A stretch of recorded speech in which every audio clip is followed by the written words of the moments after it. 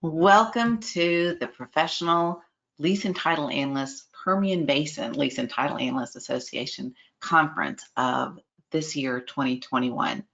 My name is Alice Hogue, and it is an honor again for me to be asked to speak to this great organization. You know, I consider myself a part of this organization, and I consider each and every one of you my friends. And so what I'd like to do today is to talk to you about what it means to be an ethical lease and title analyst. And so what we'll do is we'll begin with going over the different provisions, the ethical provisions of your bylaws, talking about what each of those guidelines are. And then once we complete that and I give you my interpretation of those, then I'd like to go through and talk to you about just some things that I've learned along the way, kind of the hard way, to be honest with you. And so that will help you to be not only an ethical analyst, but a more successful analyst in this exciting industry that we are all in. But as many of you know, my maiden name is Boudreaux, Alice Boudreaux Hogue. And one of the reasons I think your organization has asked me to speak is because they know I'm going to tell you Cajun jokes. And I've got a really good one to start off with.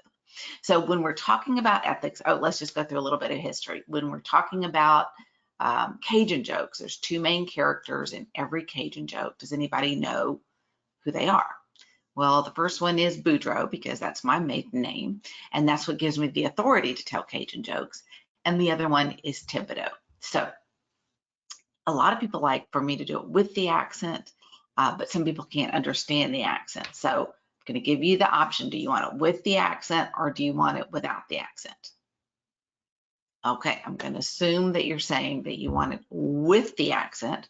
So I'm going to try to speak really clearly and slowly because, you know, when they had the BP spill, they were interviewing a lot of my relatives there in Grand Isle, Louisiana, and CNN was actually running subtitles underneath what they were saying. So I'll try to speak really slowly so you can understand me and the accent. Okay, Boudreaux and Thibodeau, they was walking down the street and they saw a sign that said wanted lease and title analyst.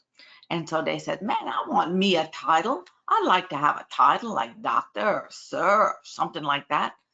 So they go in and they say, oh, well, we would like to apply for the position of the lease and title analyst.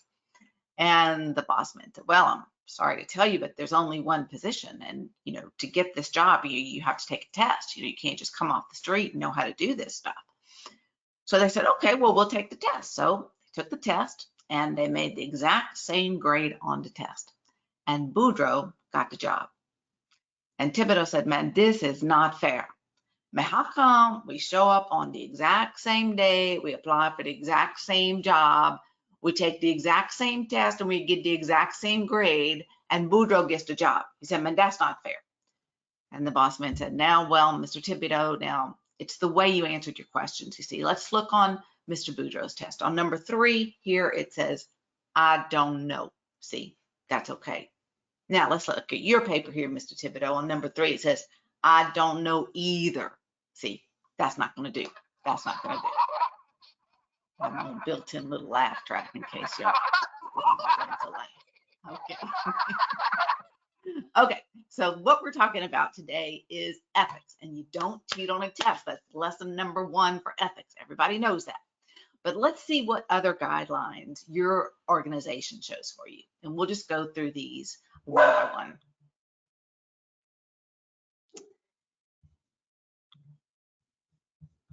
Sorry, bear with me. So the first one is called Article 6.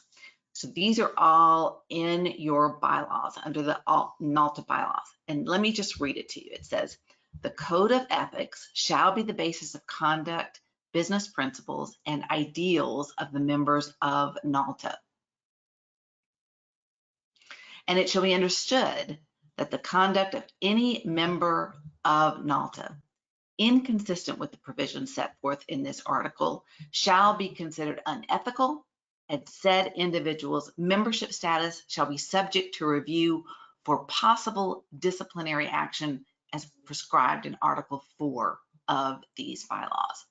So this is telling you not only do these guidelines exist, but by what measurement and what authority you will be judged on ethics.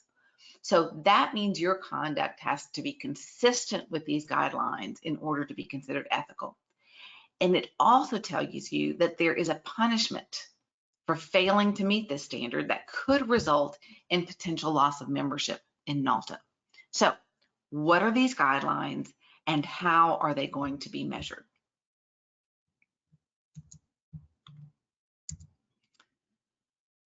Okay, so the first guideline is number 1, and it says the lease intertitle analyst shall adhere to any and all provisions of the bylaws, code of ethics, and any rule, regulation, or order subsequently adopted by NALTA. Okay, so what this says here is that you are going to have to abide by the laws in the code of ethics, whether it's a rule or regulation or any order that's subsequently adopted by NALTA. Now, I don't know if many of you are familiar with the old sitcom called The Andy Griffith Show. Well, in that show, there is a character named Barney Fife. Barney Fife is my favorite character of any character in any sitcom. And he's basically a blowhard. He thinks he's a real hot shot, but he's really just a deputy in a small town called Mayberry. And his big claim to fame is he always has only one bullet in his chamber. So there's a famous, one of my famous favorite episodes is when they have this big criminal that's wanted at large in their state. And somehow Andy and Barney, Andy's the sheriff, come across this major criminal. And so they put him in their little jail that they have. And Barney's trying to be a real show off. And so he's walking back and forth in front of this one jail cell that he has. And he says, "Here at the Rock, we have 2 main rules. Number 1, obey all rules. Number 2, thou shalt not deface the property of the jail," or some other thing that he made up. But that's what this, I'm not trying to mock the ethics panel here, but that's sort of what this is, okay? Here at NALTA, we have some ethical guidelines. Guideline number 1, obey all guidelines. That's basically what this is telling you, whether it's a rule, whether it's a regulation, or whether it's some kind of subsequent order. So that is number 1, obey all rules. Number 2, the lease and or title analyst shall avoid engaging in any act or conduct which causes disrespect for or a lack of confidence in NALTA. So what could this mean? It means that you have to, you can't do anything that causes disrespect. Now, notice this is not just talking bad about NALTA, which I also think would be a violation in spirit at the very least. But this is talking about any act or conduct which causes disrespect for or a lack of confidence in NALTA. And what I would say, maybe if you're an officer of NALTA and you're wearing your logo on your shirt and you become really intoxicated or really belligerent, or you know, get in an argument with someone or a fight with someone, that could be a way of showing a disrespect for or a lack of confidence in NALTA, because people will assume as an officer that you represent NALTA, the organization. And if you engage in bad behavior or bad conduct, that not only reflects poorly on you, but it also reflects poorly on the organization as a whole. So that is an example of Article 4, number 2, engaging in conduct which causes disrespect. Now let's look at the next one, which is number 3. It shall be the duty of the lease and or title analyst at all times to promote in a fair and honest manner, represent the industry to the public at large with the view of establishing and maintaining goodwill between the industry and the public.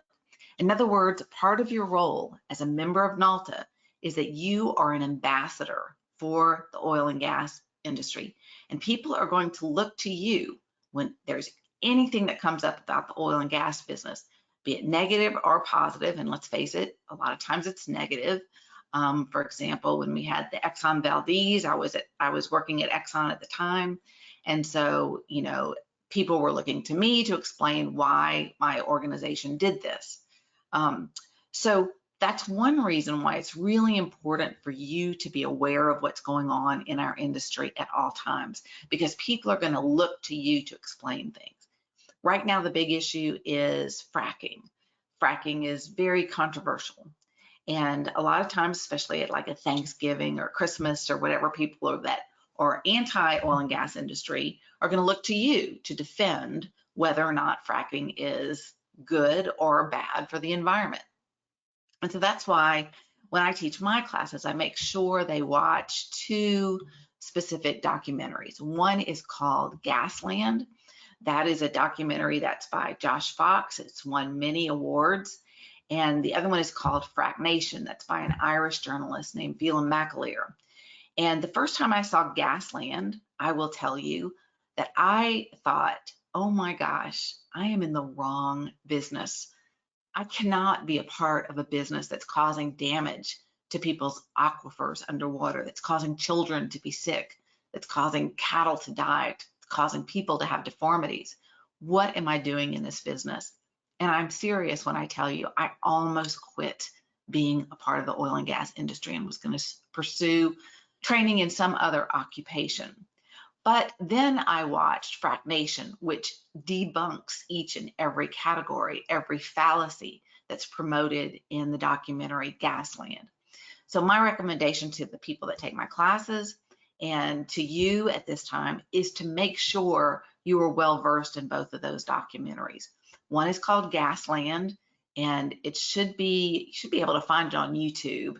And the other one is called Frack Nation. You can probably find that on YouTube as well. But make sure you look at both of them, because most people are getting their information from Gasland. But once you watch Frack Nation, you'll realize what they're saying in Gasland is not true, that they are exaggerating claims, that they are just, believe me, I would not be a part of this industry had I not seen Frack Nation, because I was ready to get out. That's how convincing Gasland is. So as part of your duty as an ethical lease and title analyst is to make sure you're up and aware of those issues so that you can defend our industry, so that you can be an ambassador for our industries. So that is number 3. Now let's look at number 4.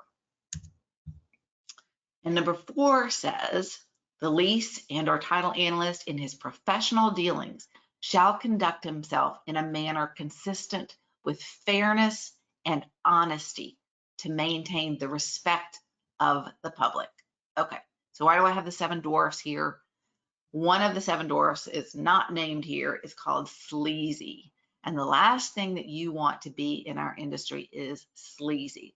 In Ohio, about 10 years ago, I think, they were having a big boom in Ohio because of the shale play there. And a landowner found a document that was handwritten in their driveway. And it was all these different ways to trick the landowner, what to say if they say this, change the subject to this, and don't let them know about this, and make sure you don't talk about this. And if it's a woman, you treat them this way. And if it's a man, you talk about this, because a man won't want to admit that he doesn't know something. And a woman is more concerned with environmental. And so you avoid that topic altogether. And if they bring up anything, you start talking about China. I mean, it was all these ways to trick the landowner. And it got the Landmen's Association there, and really the national organization, into a lot of trouble. And they wanted to regulate landmen. They wanted to have landmen be like real estate agents. They have to be licensed in the state of Ohio. And so they were going to actually make it a requirement that to be a landman, you had to pass the real estate exams there. And so the National Organization for Landmen, the American Association of Professional Landmen, had to go out and lobby their legislatures to make sure that this didn't come to pass, because it would be very, very difficult for landmen to have to pass a real estate license. And so what they settled on was that all landmen have to register in the state of Ohio. What this document did for our reputation in our industry is it brought forth the image of a sleazy landman, a landman that was out to trick you, a landman that was out to be dishonest and try to just get you to sign the lease at whatever cost. And I would argue that the same thing applies for lease and title analysts. You know, a lot of times we'll have owners call us and they're confrontational. They don't trust us. They think we're big bad oil company and we're trying to trick them. So that's why it's imperative that anytime we deal with the public or our own mineral owners or lease owners, that we do so with fairness and honesty. And I think our industry is very good at that, especially lease and title analysts. I think we are honest, and I think we come across honestly. And I think that says a lot about who we are, and it says a lot about what our industry. So I would say that this article number 4 basically just says, don't be a sleazy lease and title analyst. Don't act like you're trying to trick them, or in some way, if their interest is, if they have a question about their lease, that you're going to maybe not share with them what's in their lease, that kind of thing. So that's number 4. Don't be a sleazy lease and title analyst. Treat the public with fairness and honesty. Okay, and that brings us to number 5. And number 5 talks about confidential information. So it says, competition among those engaged in the energy industry shall be kept at a high level with careful adherence to established rules of honesty, fairness, and courtesy. A lease and or title analyst shall not betray his employer's or client's trust by directly turning confidential information into personal gain. So what is confidential information? Well, confidential information is any information or data that you come across as a result of your employment. So one of the most egregious examples I saw was when I was working at Exxon, and there's the way we did it was you have these escheat laws that you have to follow, which means anything that's held in suspense beyond a certain period of time, depending on state statute, that suspense has to be released to that state's treasury. So in other words, we as Exxon couldn't hold on to it and earn interest on the monies that were in suspense. The state said, hey, if anybody's going to earn interest on it, we're going to. So if you have money in suspense for over a certain period of time, you're obliged to turn that over to us. And suddenly we had a lot of mineral owners who were calling, who transferred their interest. And they transferred the interest to the new person, and they allowed that new person to keep all that suspense money. And it was suspicious because they were using quitclaim deeds, which is no guarantee of title whatsoever. And so we began seeing this one company acquiring all these interest, all these monies that were held in suspense, all these interest in wells and royalty interest. And we called one of these people, one of these persons was saying, let's say it was John Smith. And we called John Smith and we said, hey, John, you do realize that you transferred this interest to this certain company and you had over $30,000 in suspense. And we were just wondering, why would you do that? Why wouldn't you keep the money that you had in suspense? And this guy said, look, all I know is somebody called me and they said, your name is John Smith, right? And he said, yeah.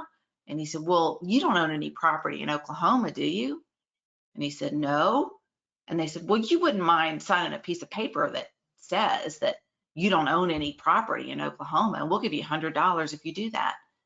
And so that's what he did. He said, I quit my claim, I quit my interest in any property that I have, and they gave me $100, and I thought I was done with it. So someone in our organization, and this was never proved, we never could find the person that did it, was selling that escheat list to a company, the same company.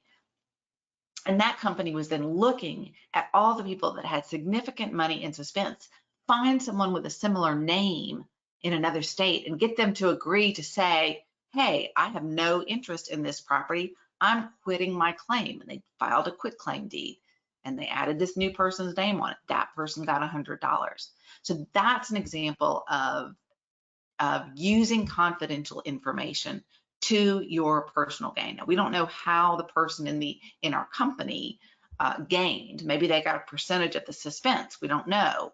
But we were able to stop those. We were able to claim that those were fraud. And so we didn't end up giving this company, all this money. We said quitclaim lien is not good enough. We need to have proof that this is the actual person that owned the property. And so that's just an example of using confidential information, that is our escheat rolls, to get some kind of personal gain. And clearly that would be a violation of NALTA ethics, as it was for any kind of ethics, NADOA or American Association of Professional Landmen as well. Okay, so now let's look at number 6.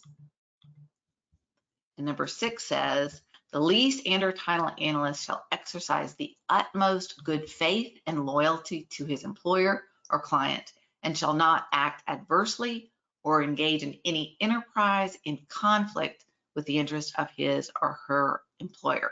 So there's 2 points that you need to recognize here. One is loyalty, the other is conflicts of interest. Now, your loyalty is to your client. Who is your client? Your client is your employer, not the landowner.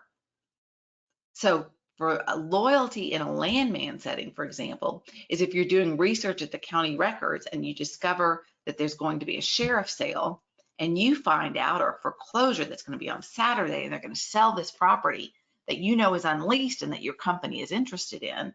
And so you go to that sheriff's sale and you purchase that property yourself.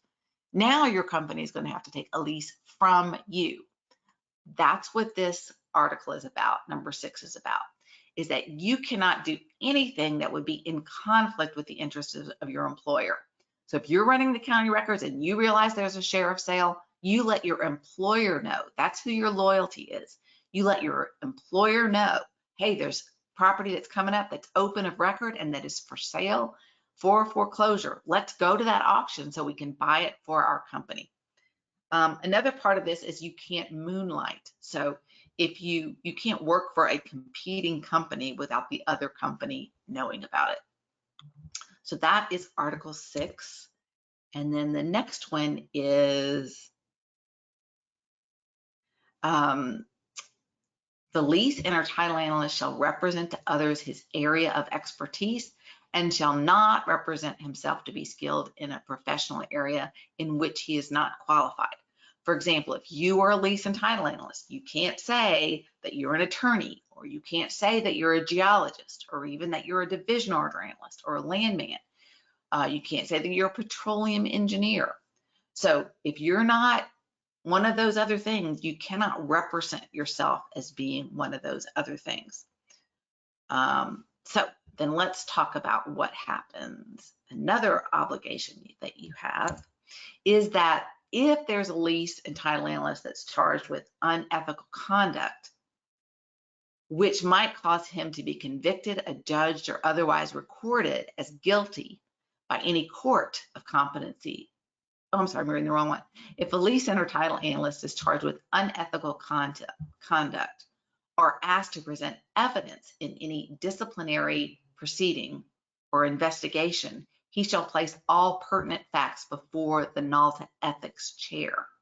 So what this means is that if you are aware that someone is engaging in unethical conduct, or you are charged with unethical conduct, then you are required to present any evidence that you know that will either exculpate you or exonerate you before the NALTA ethics chair. So even though you may not be the one that's engaged in the unethical conduct, you could still be asked to present evidence before the chair. So you can't just claim, I'm not going to say anything about it. I do have information, but I'm not going to say anything about it. That's a violation of NALTA Code of Ethics, because if there is unethical behavior and you are aware of it, you have an obligation to place those facts before the NALTA ethics chair. Okay, the lease and title analyst shall not participate in conduct which might cause him to be convicted, adjudged, or otherwise recorded as guilty by any court of competent jurisdiction of, now it's not just for any crime, but of a felony, any offense involving fraud as an essential element, or any other serious crime. So shoplifting, public drunkenness, traffic tickets, those are not going to rise to this level. So now that we know these 9 bylaws under Article 4, let's look at some keys to your success that will not only make you an ethical lease and title analyst, but also help your career. So let's take a look at that. Okay, so let's now look at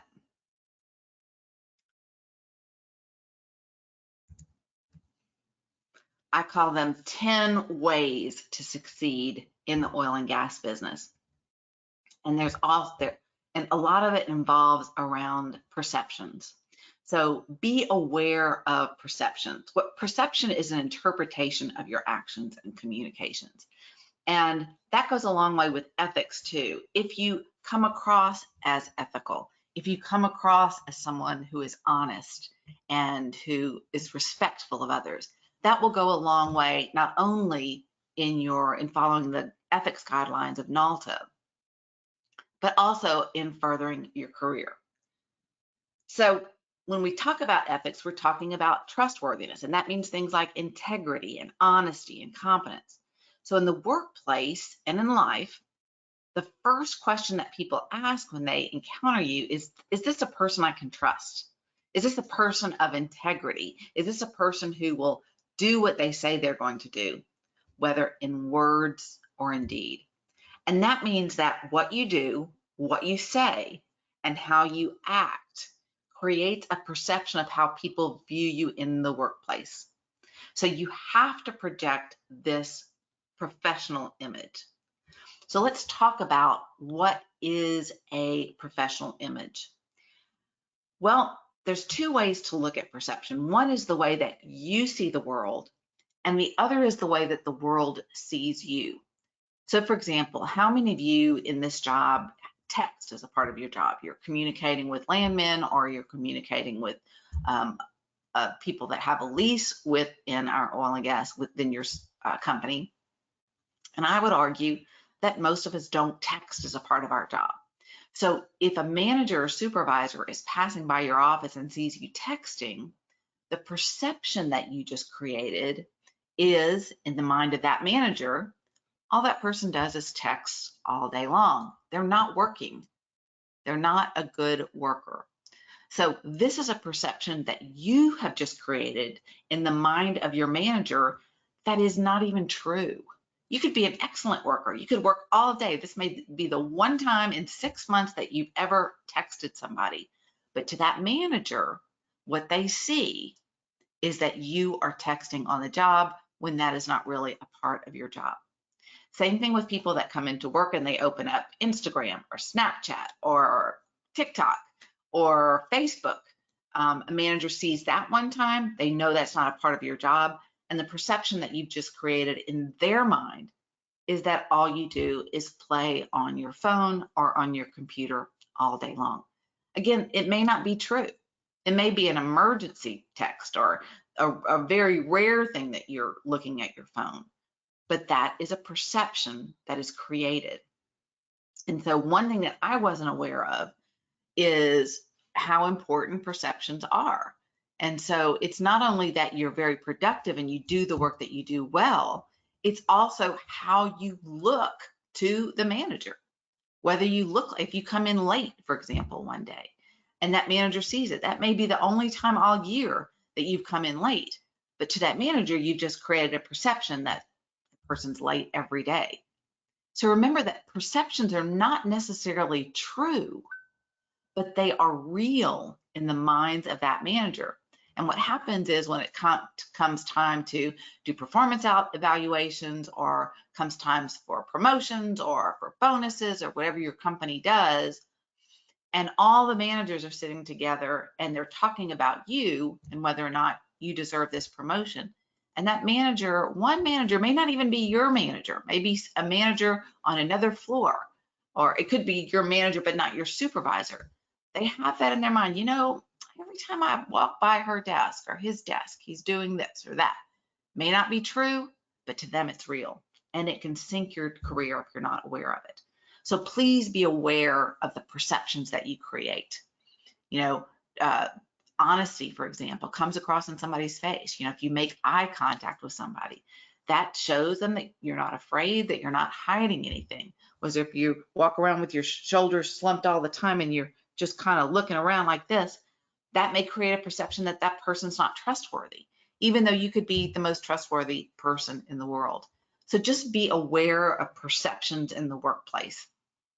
That's one thing that I learned the hard way. I just really wasn't aware that they weren't just looking at the quality of my work, but they were also looking at the perceptions that I was creating.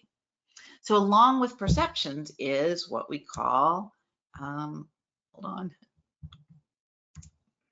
make a good first impression.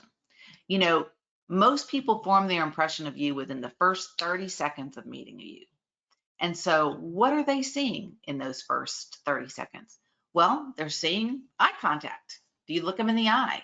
Do you stand up straight? What's your confidence like? That portrays confidence. Do you sit up straight? Do you have a firm handshake? You know, do you smile when you talk to people? All of these create an impression. You know, the old saying, you never get a second chance to make a good first impression. So always do these things from the beginning. Be aware of the impressions that you make from the get-go. So that means to smile, that means to make eye contact, that means to stand up straight and be confident and to walk confidently. All of those things are about a good first impression. Now, why is this important? Because in a work environment, you want to be approachable. You want, if a manager has a big project, that they would approach you with that big project and say, hey, I think this person would be trustworthy. I think this person has a good attitude, a good personal appearance, appears to be honest and approachable. Let me see if this person would be interested in doing this project. That's how you get ahead, these high profile projects. So that's another hard thing I learned. It's not just doing the work that you do every day, but it's looking around to see what else can I do? What else can I do to get the manager's attention so that they recognize that the work that I'm doing? So number 9 is make a good first impression. Number 8 is to dress professionally. Now, this is important because it goes along with your first impressions, making last impressions. So, did you know that 70% of what you communicate is words and 93% is your tone of voice and your body language? So that includes how you dress. And, you know, we see this a lot with a lot of people that are coming directly from college. They think that you have to dress like you were in college, which could be very casual, and that's fine. But the old rule of thumb is to dress like the next level that you want to be. So look at how the people a level ahead of you is dressing and dress that way. You never want to be dressed sexy at work. It backfires. Employers see that as manipulative, and a lot of times they will pass over someone that is trying to, you know, in their mind, seduce them. You want to be friendly, but not too personal. And always be aware of the perception you're creating.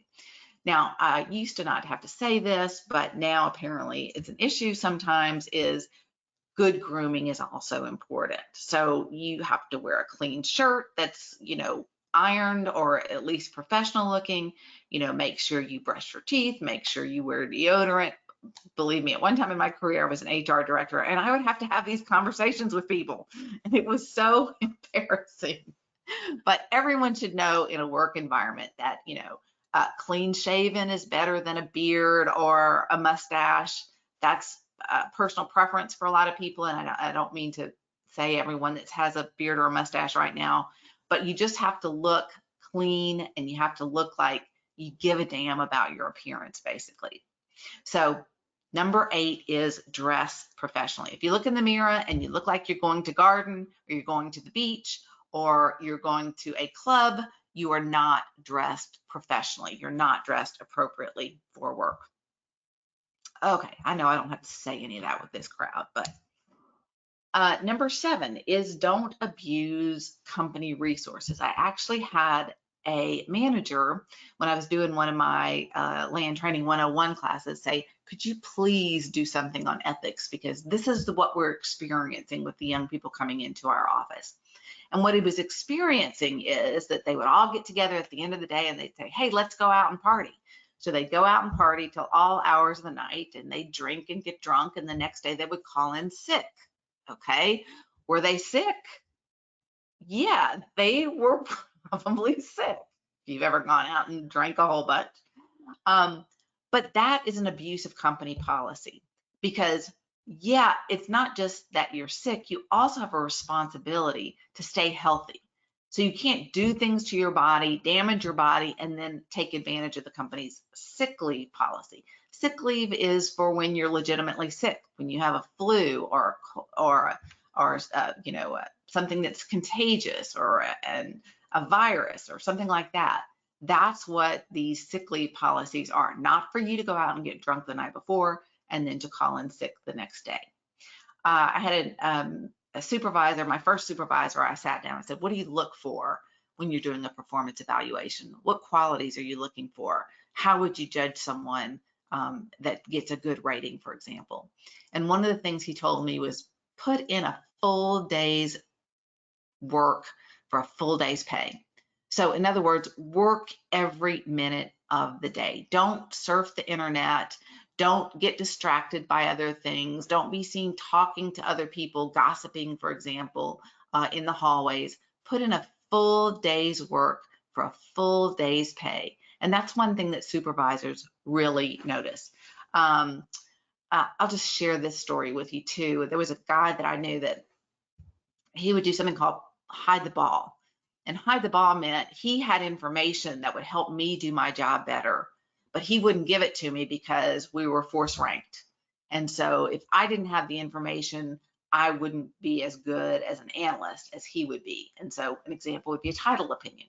If he got a title opinion, this man, actually he was my supervisor, so he wasn't hiding it from me, he was hiding it from another department, the division order department. Let's say the division order analyst would say, hey, could I see that title opinion? And he would say, no, you can't see that title opinion. So, it's not teamwork. It's a way that people are really going to resent you. And it's just not in the best interest of the company itself. So your job is to do the best job you can, not so that you can get ahead, but so that the company as a whole can be better, can do better. So don't play hide the ball. That's a rule I'll just put out there. And then number 6 is think outside the box. That means show initiative. The same manager told me it's not enough that you just do the work that's on your desk. You have to look up. You have to say, what can I improve? What can be done better? So in my situation, for example, I came from land. I was a landman first, and then I moved to lease and title analyst. And at Exxon at that time, and I think it's still true at that time, you had to be an attorney to be a lease and title analyst. That's how seriously they take this position.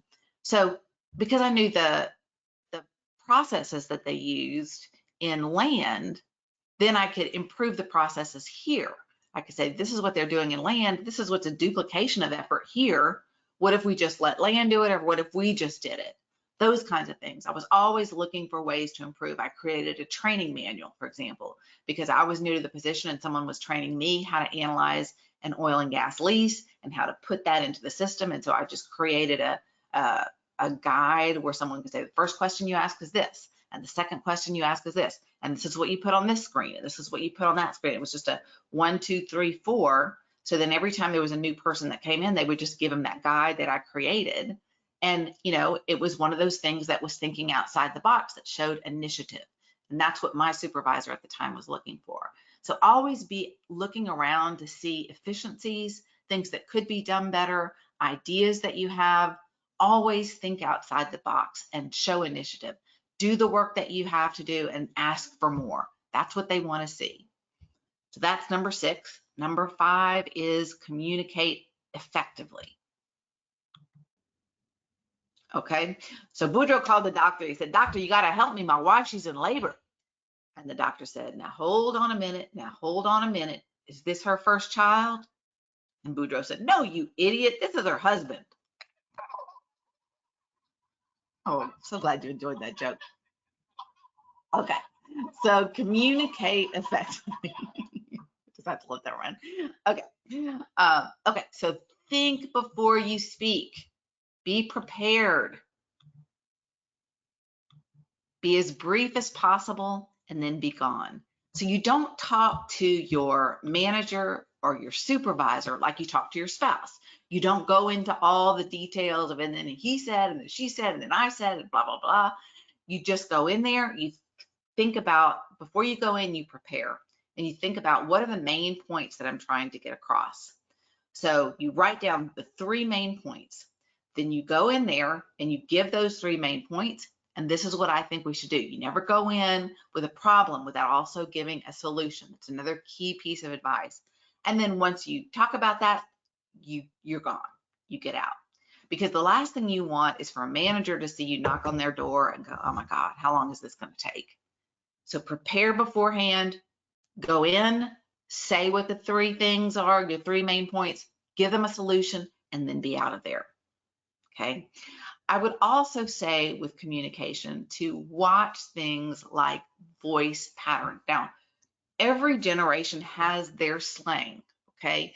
And when I was coming up in the 70s, for example, everyone was, "Oh man, oh man." Man was used in every sentence 2 or 3 times in a sentence. And then you know what I did, man? I said, "Man, if you don't," and "Oh man, was I mad." I said, we just use the word man over and over and over again. Okay, what is used today? Today the word is like, and I was like, and then she was like, and then they were like, and it was like. So that's fine, and it's fine, especially when you're communicating with your peers. But in a professional environment, I just want you to be aware that it comes across as you don't have the vocabulary to express yourself.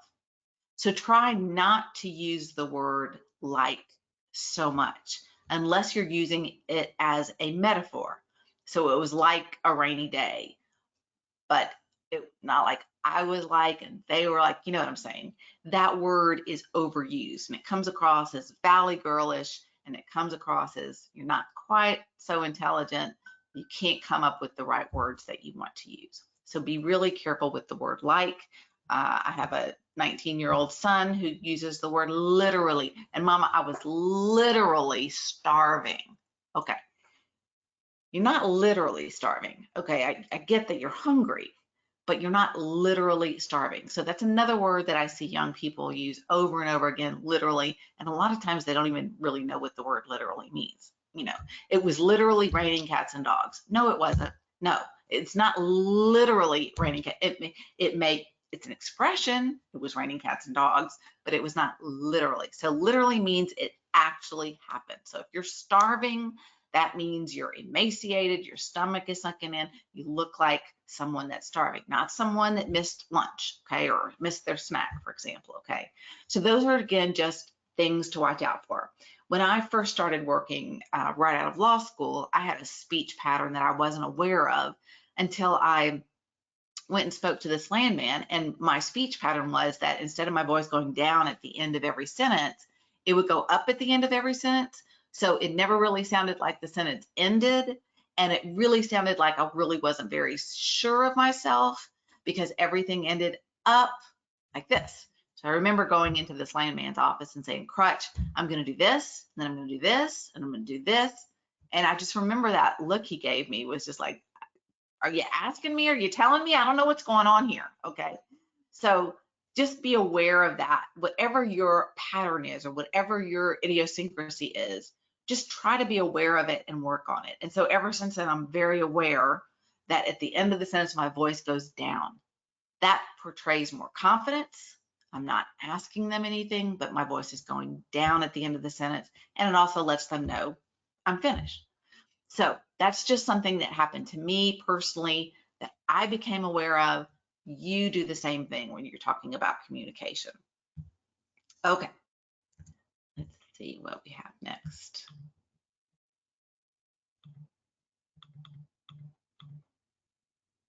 Okay, now, number 4 is to respect others. When you do speak, think about what you say. Do not ever, in a corporate environment, really any environment, talk about race, religion, national origin, and sex. Those are covered under the Civil Rights Act of 1964. And your company is very well aware of this because they can get sued under the Civil Rights Act if there is any discrimination on the basis of race, religion, national origin, or sex. So do not discuss these things at work. Do not engage in any behavior that could be discriminatory in any of these respects. One of the reasons your company is so serious about this is because they can get sued and the jury can decide to award treble damages. That means whatever the attorney asks for in damages, let's say it's $10 million, the jury has the obligation or the option to triple that. So instead of it being $10,000, it's going to be $30,000 or $40,000. So you just want to be aware not to talk about these things. Now, there are 2 other categories that are not part of the Civil Rights Act that I just believe you should not talk about. And one of these is money. I think I mentioned earlier that at one point I was a human resources manager, and I was really excited when I got the job because I thought for the first time, I'm going to get to see what everybody in this company's making. So I looked and there were people that had my same rank. I believe it was a 10 at the time in this company. And that was like it's not a rank like you're a 10. It's a rank like, whatever category, whether you're a supervisor or a director or manager, that kind of thing. And so I looked at all the other people that had 10s and they were making more money than me or about the same money as me. And it just drove me crazy because I thought, I'm the HR director and they're only this. So why should they be making this? And so it does you no good to have that information. I'm not saying don't know what you're worth. We'll talk about that in a little bit. But what I am saying is don't talk about money with each other. If you get a big raise or if you get a promotion or if you get a bonus, don't celebrate it. Don't act like, hey, what'd you get? What'd you get? Because maybe other people didn't get it. And so and I've seen that happen too. It really hurts people's feelings to know that one of their coworkers got a bonus and they didn't get a bonus. So don't talk about money at work. It does you no good. It makes you feel bad. It makes other people feel bad. So don't talk about the money. The other thing is that's not included in the Civil Rights Act, but I would say today, this is like people's religion that we don't discuss, and that is politics. We don't talk about politics at work. Yes, I know that this is a conservative industry, but you don't know who's a Democrat and you don't know who's a Republican. People don't talk about that at work. And if you tell me a joke about Donald Trump and I'm a Republican, you've just created a rift between me and you that doesn't need to be there. If you tell me a joke about Alexandria Ocasio-Cortez and I'm a Democrat, you've just offended me. And we've created a barrier that does not need to be there in a work environment. So please don't discuss politics at work. Don't assume everyone at work is a Republican, because I promise you, there are Democrats that are also in this industry. Okay, now, the other 2 things I would say about respect others: don't gossip. Okay, I know it's exciting if something's going on in the office that everybody kind of wants to know about, but I don't know if any of you have seen the movie Doubt. There's a scene where a woman goes in and confesses to the priest that she says, "Bless me, Father, for I have sinned, I've gossiped." And the priest says, "Okay, here's what I want you to do for your penance. I want you to go to the rooftop of your house, of your apartment, and I want you to take a feather pillow, and I want you to gut it open, and I want you to release all the feathers to the wind, and then I want you to come back and tell me that you did that." So the woman did as she was told. She went to the rooftop, she took a feather pillow, she gutted it open, released all the feathers to the wind, and then she came back and told the priest what she had done the next day. The father said, "Great, I want you to go and collect every single feather that came out of that pillow." And in the movie, they show all these little feathers going into all these little nooks and crannies. And the woman said, "Father, it's impossible. I mean, there's just no way that I can find every feather." that was, you know, got out of that pillow. And the priest said, that's right. And that's what gossip is. You could find out the next day that what you gossiped about was wrong, was incorrect information, and you'll never be able to stop it. It just goes on and on and on. So please don't gossip at work. Talk about reality shows. Talk about, I remember my sister and I used to have a soap opera that we would watch, and we would call each other every Saturday. And we'd start off by talking about what happened on the soap opera, you know, and it was a way to bond. You know, I get that gossip is a way to connect, you know, but try to find something else, television show or reality television or anything else that will create that bond for you. And then finally, don't swear. I know swearing is so common nowadays. And even if it's just the acronyms, you know, OMFG, you know, that's a horrible thing to say to someone that is religious. Horrible. And again, swearing is like, it's like the word like.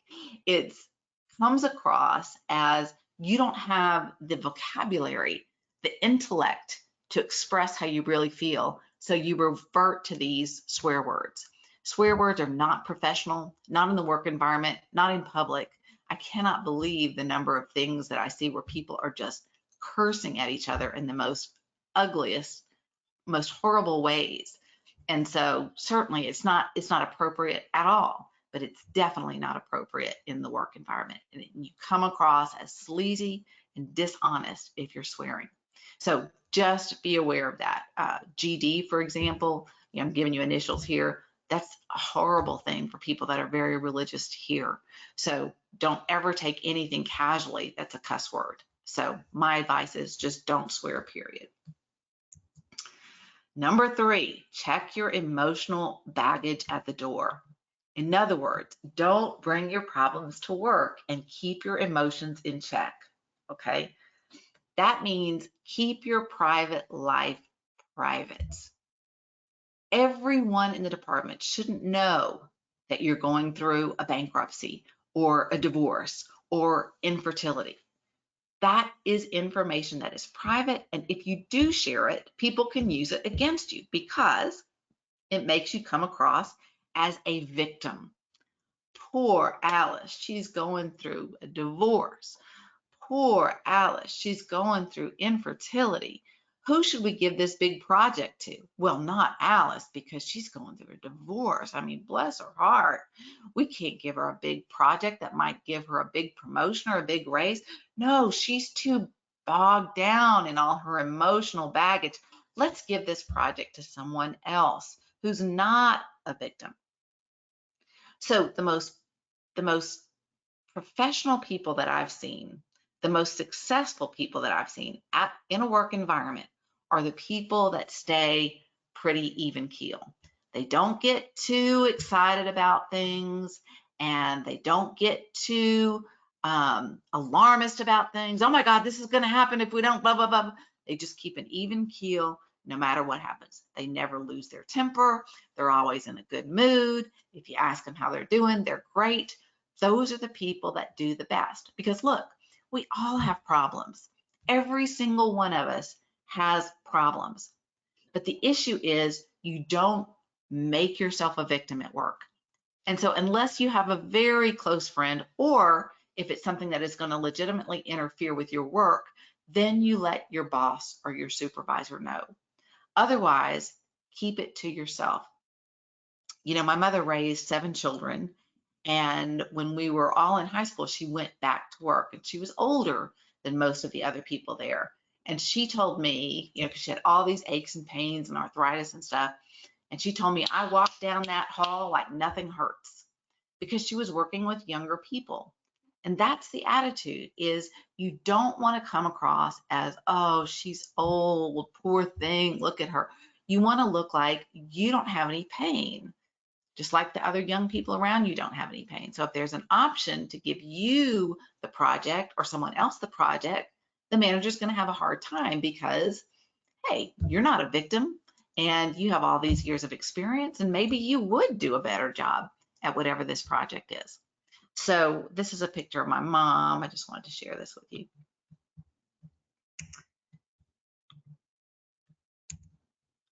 There she is. She was 80 at the time. She passed away last year.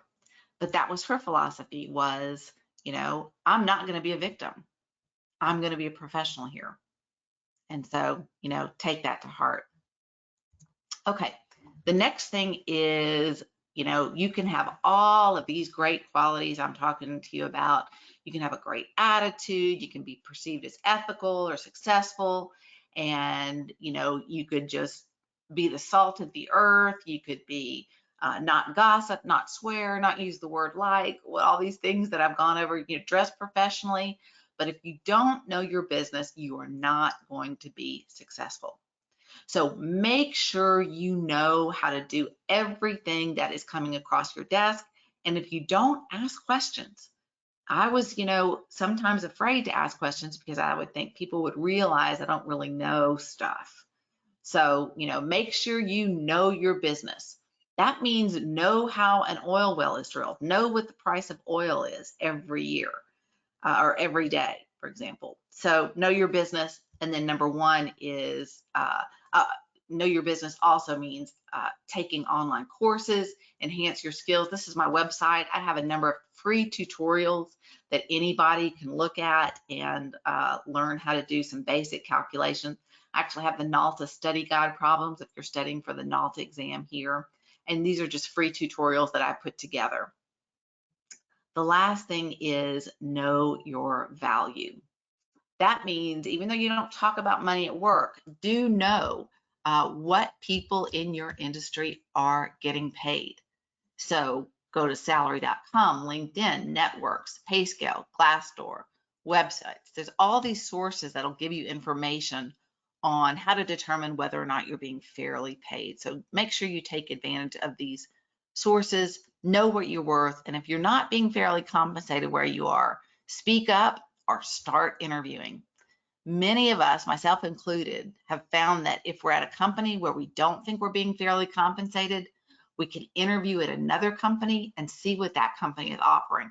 And a lot of times you can get a big bump in salary just by going to another company. Make sure you do your research. I'm not advising that anyone quit their job. Please don't let that come across as what I'm saying, but do know your value.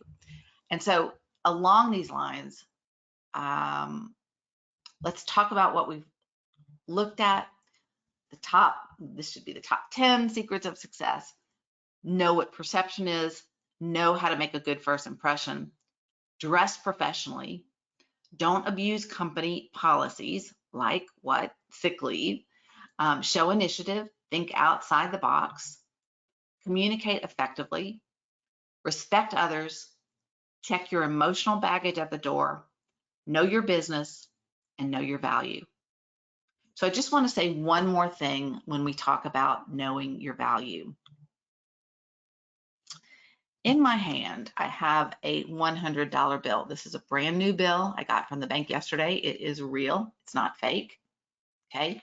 If I said to you today, raise your hand if I tell you that you don't have to do anything to earn this $100 bill. Just raise your hand if you want this bill. How many hands would go up?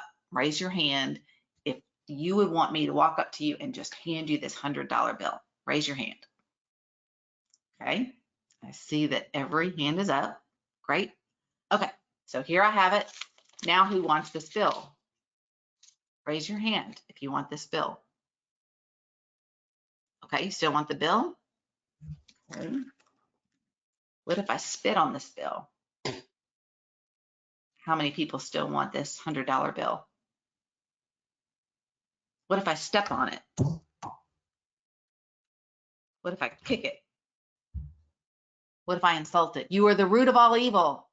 You're horrible. You've ruined societies.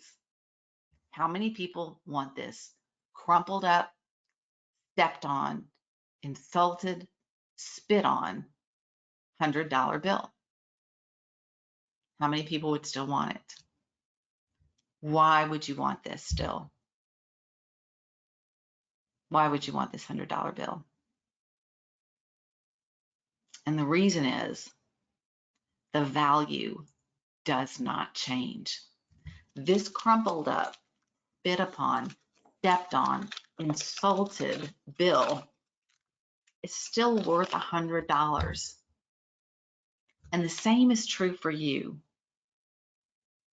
No matter what happens to you in this life, whether you're stepped on or kicked or insulted or crumpled or beat up, your value does not change. So don't let this job, what would happen to me when I would have a performance appraisal, so I would get all these compliments and I would get a couple of areas of improvement, and that's all I would focus on. Don't let any performance appraisal define your value. Your value remains the same no matter what happens to you.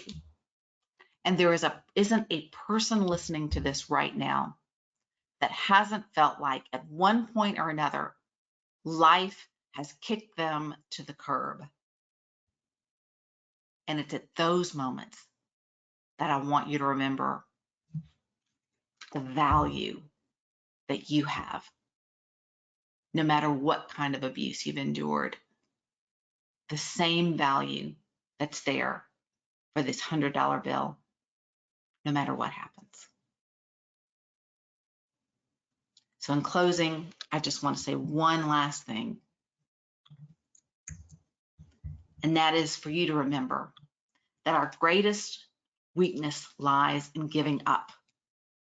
The most certain way to success is always to try just one more time. That's what Thomas Edison said. Thank you all for letting me speak. I've enjoyed it tremendously. You all are my friends, so please reach out to me if ever I can help you in any way. And I look forward to seeing you in the next presentation.